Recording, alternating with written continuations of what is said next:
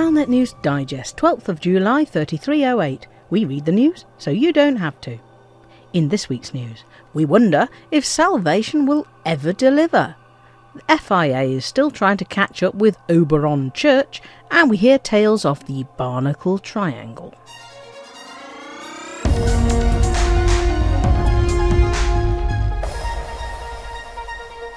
Following the successful conclusion of a week-long campaign to deliver Guardian artifacts to power the Proteus wave superweapon, Salvation has decided he wants still more Guardian artifacts to help him build the best damn superweapon ever. The Proteus wave will, according to the aging self-styled Messiah, be the weapon to end all wars between humans and Thargoids forever. Built using a 200-year-old recipe that was recently discovered at the Proteus Anaconda in Trapezium Sector YU-X C1-2, this latest version uses Guardian artifacts to create a massive tuned electromagnetic pulse that will either destroy Thargoid technology or make it run away very quickly. By connecting the device to an ancient Thargoid structure in HIP 22460, Salvation believes he can magnify the weapon's potency to wipe out Thargoids completely.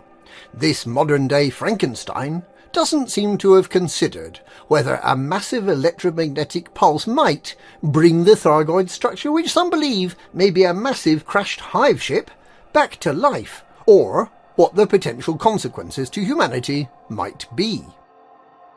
But we're going to have to wait to find out. Having used up all the Guardian artifacts that he stole from the megaship Alexandria, Salvation, who is renowned for his work on the mycoid virus 150 years ago, began to believe that he could make a bigger and better weapon than he'd initially envisaged. Turning to crowdfunding to get more Guardian artifacts, his initial goals were rapidly surpassed with the help of more than 2,000 contributors. Now that appeal is over, he says that those who pledged their Guardian caskets, orbs, relics, tablets, totems and urns have voted for a bigger and better version of the weapon, saying they don't care how long it takes as long as it completely fulfills their wildest imaginings about how good the weapon could possibly be. And so, Azimuth Biotech has renewed its appeal for yet more Guardian technology to be delivered to the Bright Sentinel megaship, which is in orbit just above the assembly site of the Proteus wave on planet 10b in HIP 22460. Azimuth Biotech's Commodore Morag Halloran has specifically asked for more commanders to take part and has encouraged existing participants to share their referral codes. She is believed to be investigating the possibility of a free fly weekend to encourage more pledges. And Azimuth has cranked out another near-identical reward paint job. Only this time, it's coloured gold.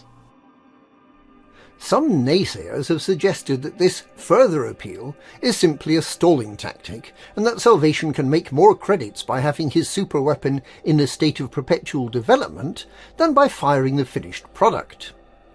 Others have argued that attempting to wipe out an entire sentient alien species is fraught with moral ambiguities, and that perhaps Azimuth Biotech's Ethics Committee might like to consider alternative strategies. Whatever and whenever it eventually happens, after all this waiting, it had better be good.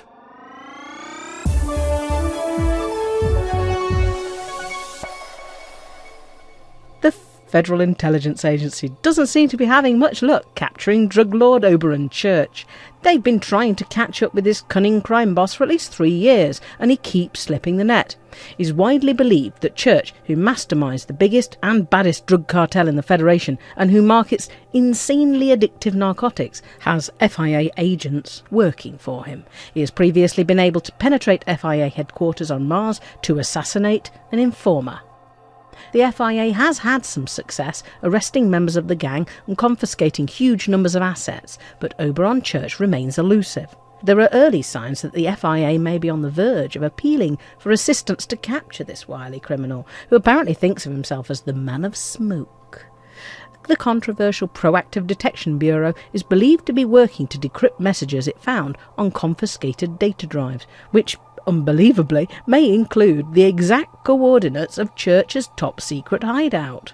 But with the FIA having broadcast widely that they're on the verge of discovering his secret lair, it seems possible that Church may, over the next few days, choose to move to a different top-secret hideout where he can remain concealed indefinitely.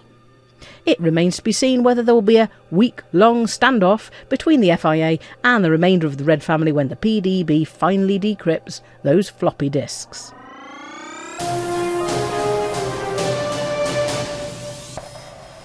There are 3 Thargoid barnacle sites on HIP 22460 Planet 3, and we've been hearing rumours that quite a lot of ships have been going missing in this Barnacle Triangle. Commander Asimur and Commander Alec Turner are 2 of the commanders whose ships are believed to have vanished mysteriously in this 3-sided, 3-verticed surface.